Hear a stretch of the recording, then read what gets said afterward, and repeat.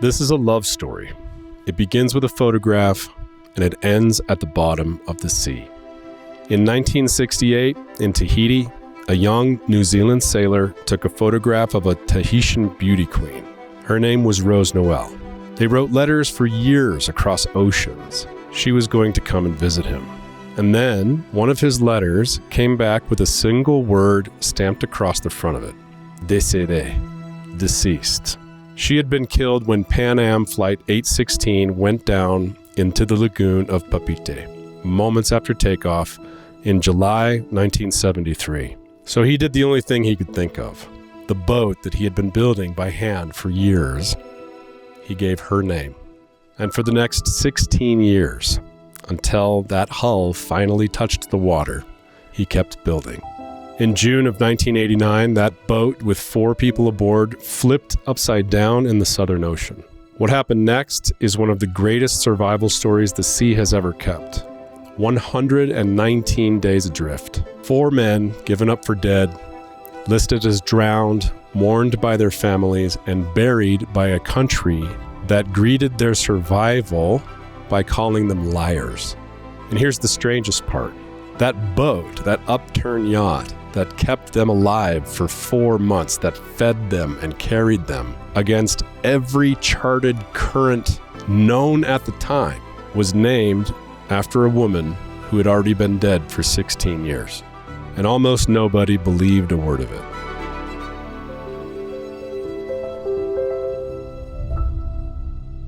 I've spent years out on the water, and these are the stories that have stayed with me. The rescues, the wrecks, and the choices that decided who came home. You don't have to be a sailor to feel these stories, but if you are, they may change the way you feel about the sea. On a personal note, when I announced that I was going to tell this story, something happened that I didn't expect. John Glennie, now 85 years old and living in New Zealand, the captain of the boat, reached out to me. And through his letters and newspaper clippings and his written account that he's shared with me, I can now share with you the real story, not the Hollywood one. And the real story is muddier and uglier, and it's more human. And for 4 months, John Glennie was blamed for all of it. To understand what happened out there, you have to understand the man who built the boat. Because he didn't just own her, he designed her and spent 19 years building her with his own hands. In the 60s, he and his brother David built a 35-foot trimaran called Highlight in their father's farm shed, and then spent the better part of a decade roaming the Pacific on her. 40,000 miles, 7 years in his 20s. 2 young brothers cruising the world on a sailboat back then was super rare. An American magazine called them the Playboys of the South Pacific.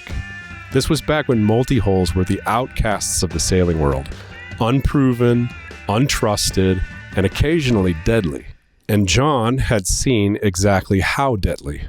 Just a couple of years before, Arthur Piver, an American who practically invented the modern trimaran, sailed alone out of California to qualify for the transatlantic race. And he was never seen again. No boat, no wreckage, nothing. Another pioneer, the Australian designer Hedley Nicholl, vanished the same way out of Brisbane, though they found his boat months later, drifting, with 1 float cut away. And a friend of Glennie's capsized in a cyclone during an ocean race and rode that upturned hull all the way up onto the sand hills, while the brand new life raft they inflated once they were safe ashore perished and went flat in 2 days. Out of all that came the doctrine Glennie carried into his bones. Here he is years before the wreck, answering a tire kicker on the question, what happens if a trimaran flips? Being a multi-hull, it will be more stable upside down. All we have to do is stay with the boat till we drift up on an island. We have all the fishing gear aboard. Remember that answer, because every word of it is about to be tested for 119 days. But before there was a boat, there was a name. And that name has a story of its own, one that John has never told publicly until now. In July of 1968, during the Bastille Day celebrations in Tahiti, a young woman was crowned Miss July. John was there. And he did what he'd do. He picked up a camera and he took her photograph. He got to know her after he and David had sold Highlight in Los Angeles and flew home the long way via Tahiti. Then, for years, he wrote to her. He wrote to her while she was away at the girls' school in Hawaii. He wrote to her when she came home to Tahiti and took a job greeting travelers at the airport in Papeete. If you've ever flown into an island in the South Pacific, you know the ritual. Someone's there to greet you the moment you step off the plane. A song, a flower crown, or, in Rose-Noëlle's case, a garland and a soft yorana, the Tahitian hello. He was building his boat in a peach orchard in West Pennant Hills in Sydney when one of her letters landed. She was coming to see him at last. Her and a girlfriend, traveling the long way, stopping in Chile before landing in Sydney. And she teased him about the wait. By the time I get there, you'll be looking like a peach. Unfortunately, she never arrived. When John's next letter came back to him, it carried one word across the front. Décédé, the French word for deceased. Rose-Noëlle had been killed that same July when a Pan Am jet went down into the lagoon at Papeete moments after takeoff. So he named the boat after her. And when he told a mate on the dock the story behind the name, the man said something that stayed with Glennie for the rest of his life. Oh, she'll look after you. Now, I want to read you something, not from a survival manual, but from a book I wrote, long before I knew this part of the story, about what a boat actually is. For thousands of years, sailors have referred to boats as women, and for good reason. She will give everything she has to cradle you safely through the worst storm you've ever experienced on the ocean. But she demands care, and if you mistreat her, she will break, and you may break with her. Hold on to that, because everything that's about to happen in this story is that sentence played out over 4 months. This was not a man who bought a boat and sailed off to the horizon right at the edge of his experience. John was a professional boat builder who built this boat to be unsinkable, and the ocean was about to test that, and it would find the one loose thread that he didn't think about. June 1st, 1989, Picton Harbor at the top of the South Island.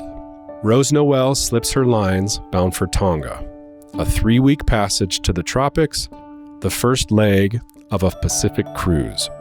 Aboard were 4 men who barely knew each other. Phil Hoffman, 41, a builder. His family was living aboard their own boat in Picton, docked right behind the Rose-Noëlle. That's how he got the invitation.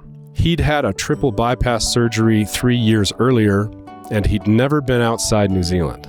His wife, Karen, had known him since she was 11 years old.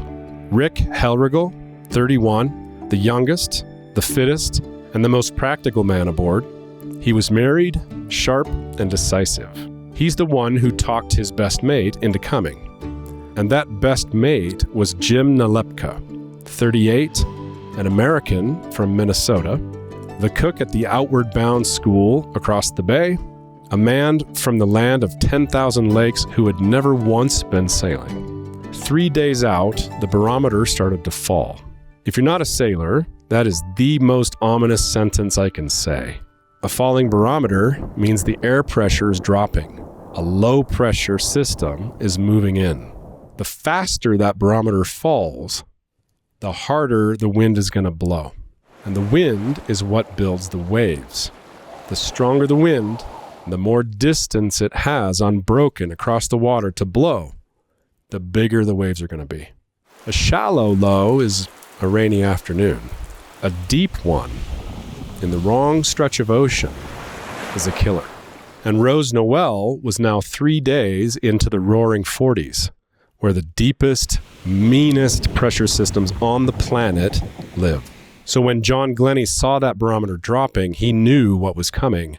He just didn't know how bad it would be. June 3rd, a southerly gale, 40 knots building to 60.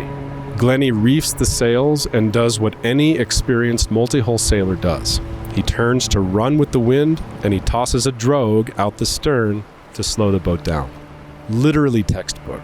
Then, when the storm built to a point where running was no longer safe, John decided it would be safer to lie to a sea anchor, a 24-foot military parachute deployed off the bow on 300 feet of nylon road, with a bridle to hold her head into the seas. This is a very effective storm tactic. You can find it in any book on the subject, and I've personally met sailors who have ridden out hurricanes with this exact setup. And for John, it works. For 10 hours, that parachute holds her head into the seas with the boat yawing about 10 degrees at a time. Now, here's the detail that this whole disaster turns on. If you take one thing away from this video, let it be this. A parachute anchor usually rigs with what's called a trip line. That's a very light line, usually floating, that's rigged on the very crown of the parachute. And that allows you to get that parachute back, because trying to pull a parachute into the boat while you've got a mountain of water inside it is usually a lesson in futility. So sailors rig that trip line so they can go up to it, sail up to it, grab it, and pull it from the other direction and get it back aboard the boat. But in this case, in the middle of the night, that line wraps around the parachute and collapses it. And when that parachute collapsed, the Rose-Noëlle now turned beam onto the wind. It's something sailors called lying a hull.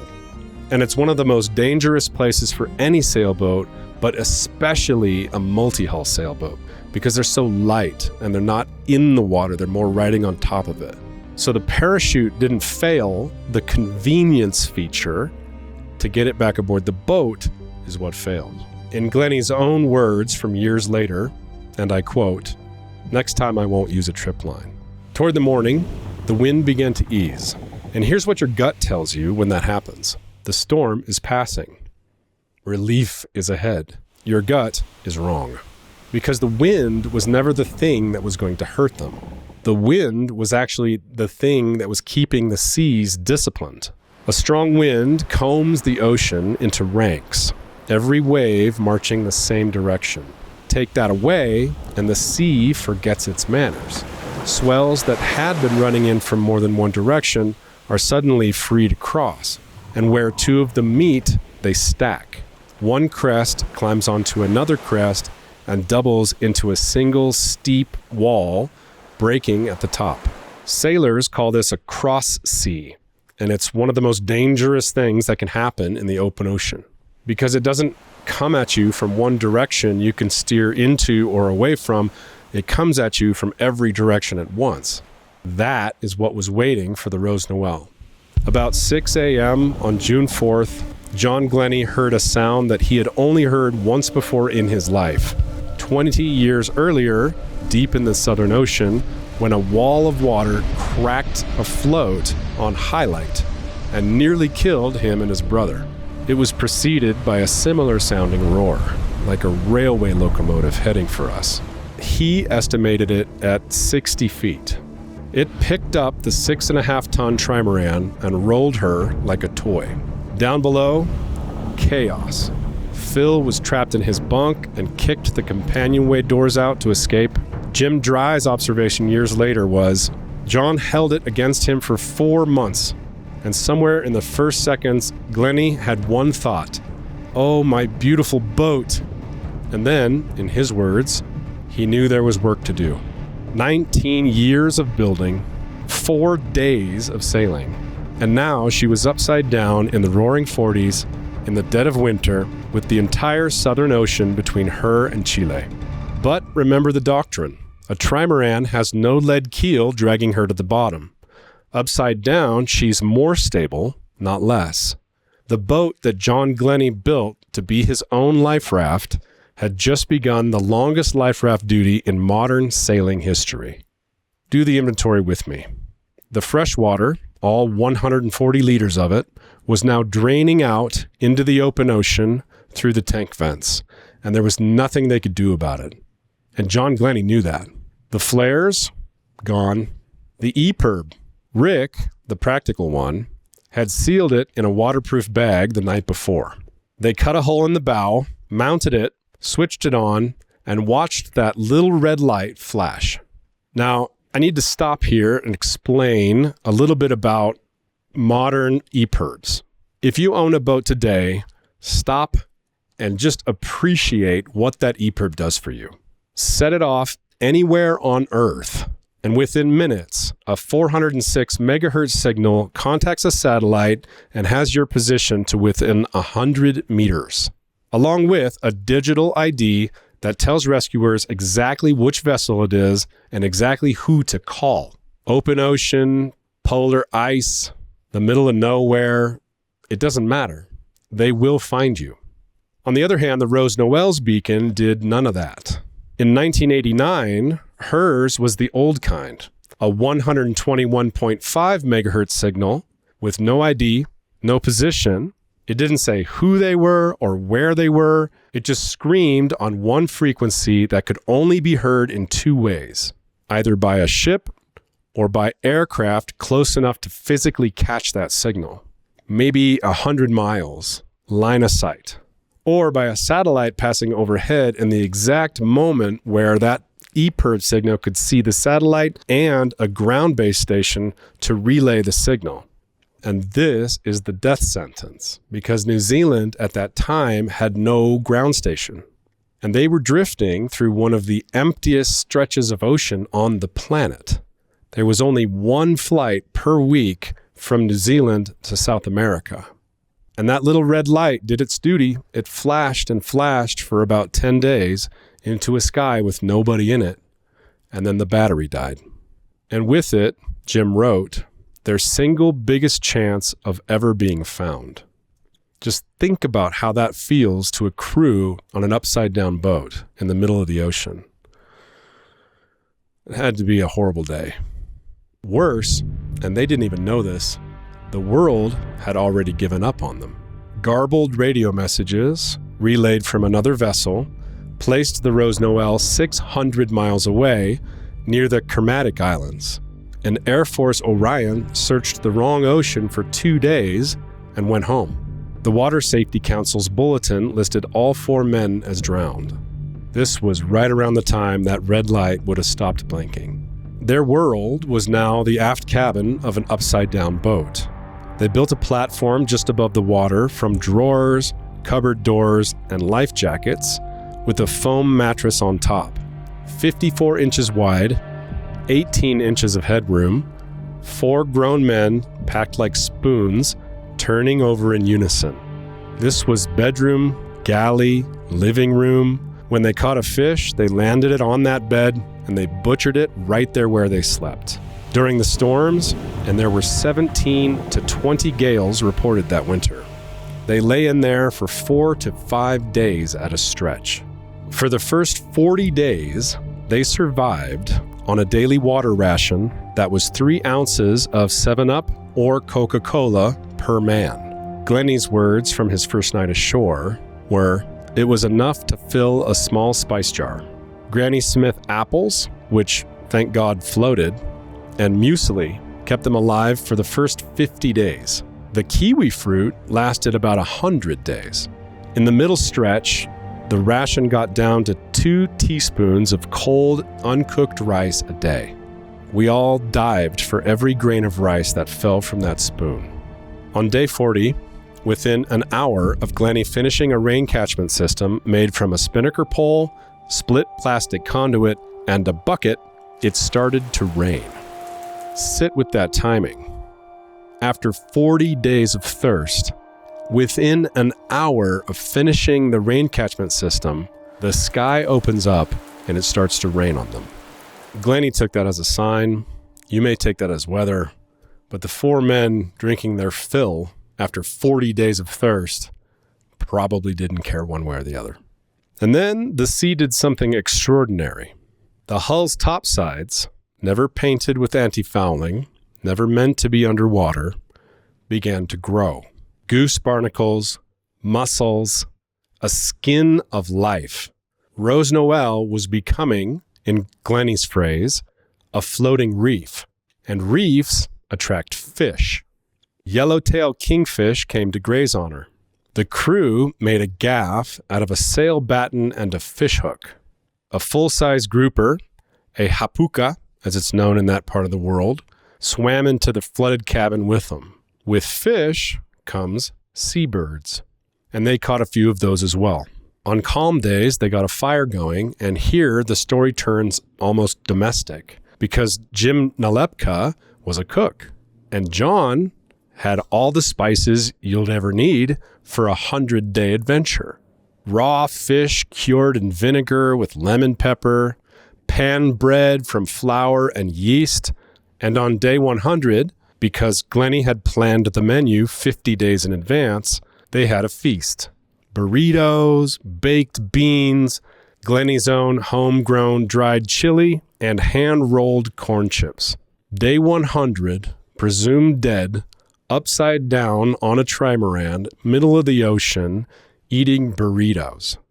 I've provisioned a lot of boats, and let me tell you, the difference between surviving and thriving is this.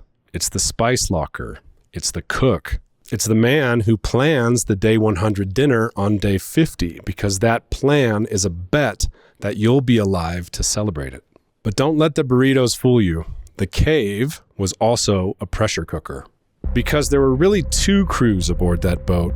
3 men who believed they were going to die, and 1 man who was infuriatingly certain they weren't. The crew blamed Glennie for the capsize. Their line was, John said the boat wouldn't capsize. Jim would go on to write that from the moment she went over, he was no longer the captain. Leadership dissolved. But here's the thing. Competence never dissolved.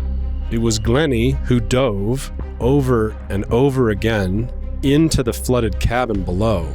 Winter water, no wetsuit, to bring up food, gear, soda, spices. He'd come up so hypothermic that he couldn't dress himself, and the rest of the crew had to huddle against him, a man they resented, just to get his core temperature up, to keep him alive. I wrote in my book that if you don't claim the role of captain, somebody else will step up and claim it for you. Out here is the exception that proves it, because John lost the title and the job. Nobody called him captain for 4 months, yet he captained them anyway. And that's what they don't teach you. Leadership isn't a badge. It's diving in the water over and over, becoming hypothermic, even when everybody is ungrateful. They fought over half a biscuit, over inches of mattress, over where a man was allowed to sit and read. Jim and Rick, formerly best friends, later admitted there were days where they could have torn each other apart. And Phil, poor, terrified Phil, who lost everything he touched in the first few weeks. Phil got handed the gaff one day, and he turned out to be deadly with it. They nicknamed the gaff the Wand, and they nicknamed him the Wand. And the man who'd been the ship's biggest liability became its best fisherman. Glennie's own 3-word summary of the entire psychology of survival: attitude is everything. And one night near the end, a ship passed close to the boat and Glennie refused to signal it. To the other 3, this was madness. 100+ days adrift, a ship right there, and the skipper won't wave it down. Rick and Phil scrambled up to try anyway. Jim wrote that Glennie was angrier than he had ever seen him, that for the first time he thought real violence was possible in that cabin. So why? Depends on who you ask. And that's the honest answer. To Glennie, it may have been the simplest thing in the world. He'd navigated them to within reach of home, and he believed that the boat he'd sworn would carry them to land was merely days from doing exactly that. Why be taken off her in the dark by a stranger and lose her forever when she was about to keep her promise? To the men who'd stopped trusting him 100 days before, it was a skipper who'd rather be right than rescued. Both can be true, and they would argue that for the rest of their lives. There are 2 books about those 119 days, one by Glennie and one by Nalepka. And of course, neither of them agree. Not about God, not about leadership, not about who saved whom. I've read both of them, and the facts align, but the meaning never does. Keep that in mind as this story comes to its conclusion, because that is about to matter. Here is what should have happened. From 40 degrees south, a disabled boat drifts east with the prevailing westerly winds. 5,000 miles of empty, freezing ocean all the way to Chile. Chile. That was the coast Rose-Noëlle was traveling through to get to John all those years ago. A journey she died before she could ever make.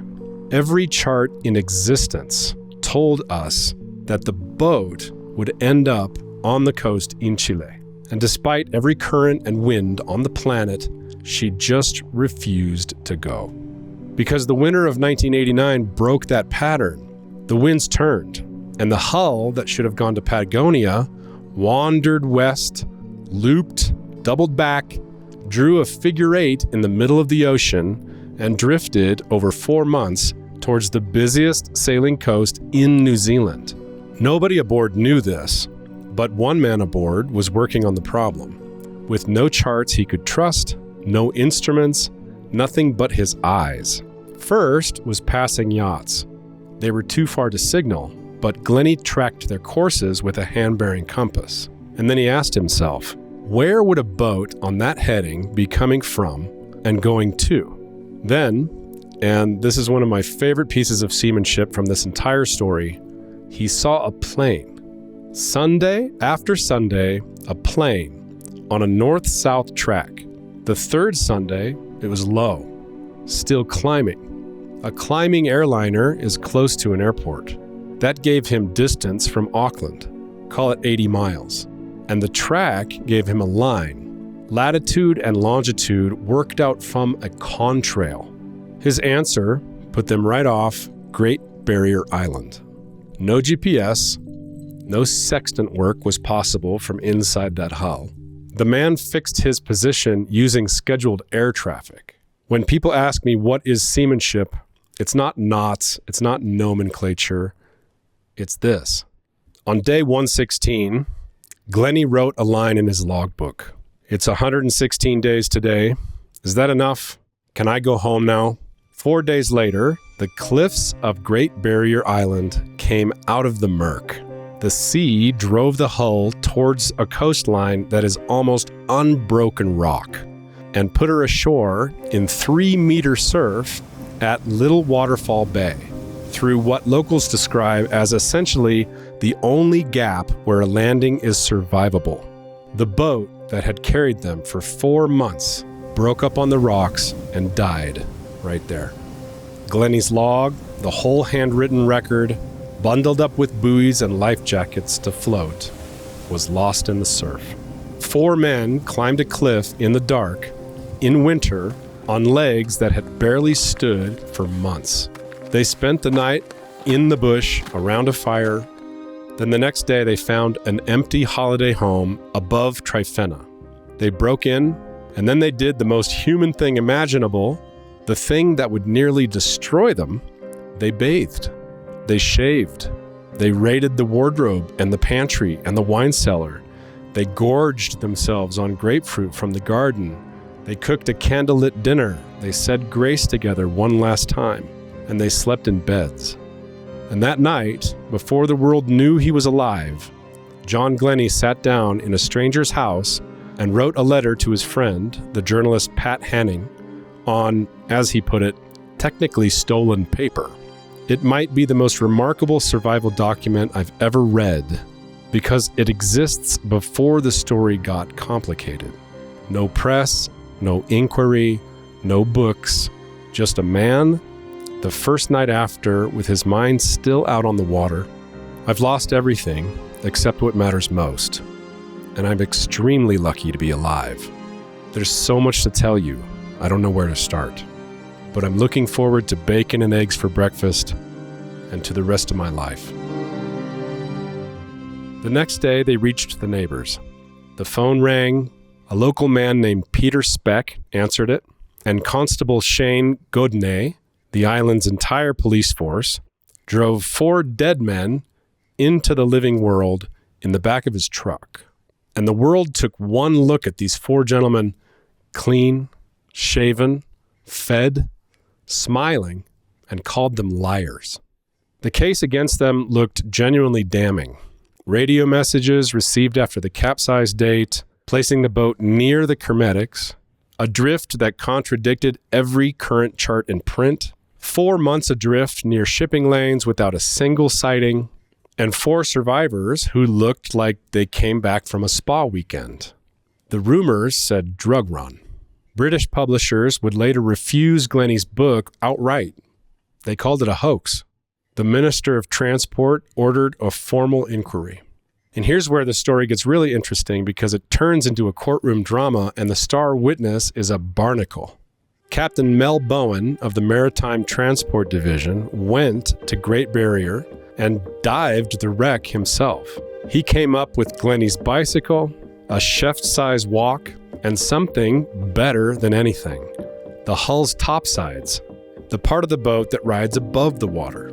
The hull's topsides were colonized with marine growth. There is exactly one way that happens. The boat spent months floating upside down. A University of Auckland zoologist examined that growth and aged it at 60 to 90 days of immersion. And the species itself testified. Lepus australis, a goose barnacle of the cold southern latitudes, not recorded north of 39 degrees south. That hull wasn't just carrying proof of how long. That hull was carrying dead-to-rights proof of where. And it was exactly where Glennie had said they'd capsized. Then, a yachting magazine commissioned a weatherman named Greg Reef to settle the drift question with wind data alone. But when he plotted it, and the track ran straight towards Chile, he thought, these guys are having me on. Then he checked his stack of weather charts and realized he'd grabbed the wrong year. He started over with the real winter of 1989, the abnormal one, and watched the plot zigzag west, turn north, loop 4 times, trace a figure 8, and end up virtually on top of Great Barrier Island. The official report, November 1989, the story was true, all of it. And New Zealand did something pretty rare with its embarrassment. It changed the problem.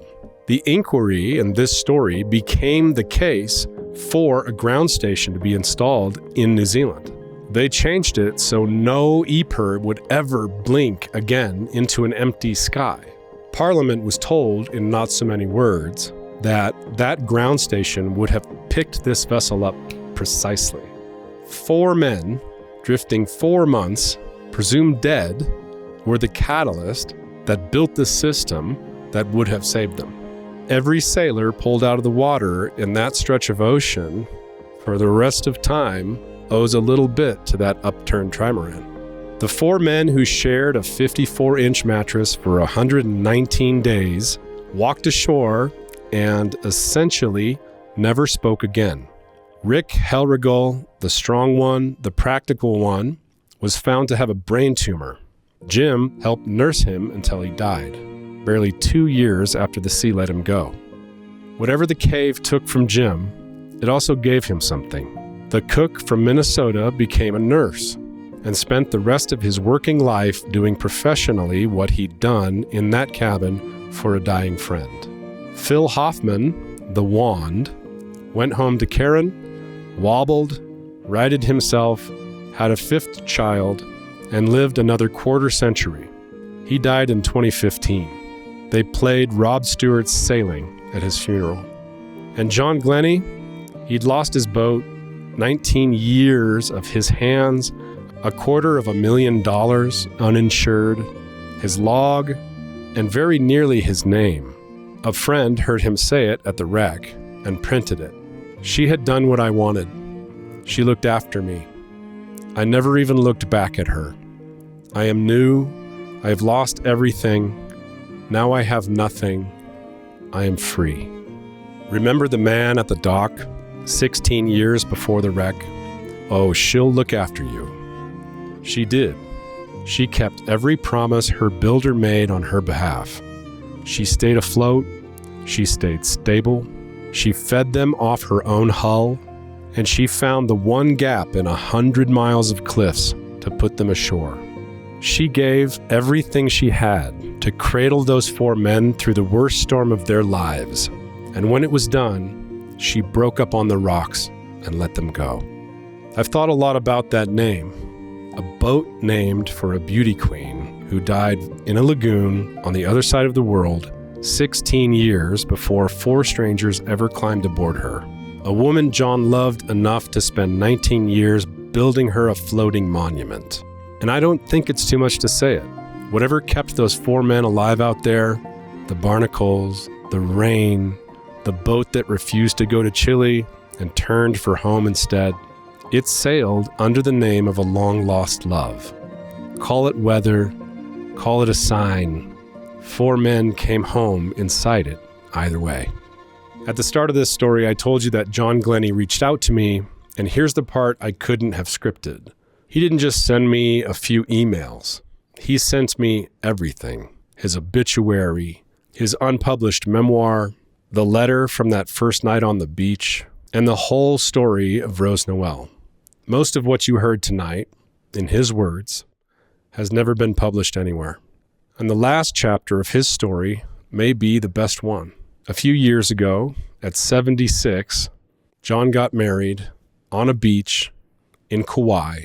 Flower leis, a barefoot ceremony on the sand, the whole dream he'd carried since he was a kid building that first boat, listening to Elvis records. 1 week later, in a tent near that beach, he died. His heart stopped. Lifeguards hit him 4 times with a defibrillator to bring him back. In the hospital, they'd asked him what year it was, and the man who'd once navigated with a Contrail answered 1985. He's survived the roaring 40s, the South Pacific Ocean twice, the loss of everything he's ever built, an entire country calling him a liar, and death itself by defibrillator a week into his honeymoon. And when I asked him about all of it, he mostly wanted to talk about his garden. Stay with the boat, keep navigating, and plan that 100-day dinner. I'm James. Fair winds. See you in the next one.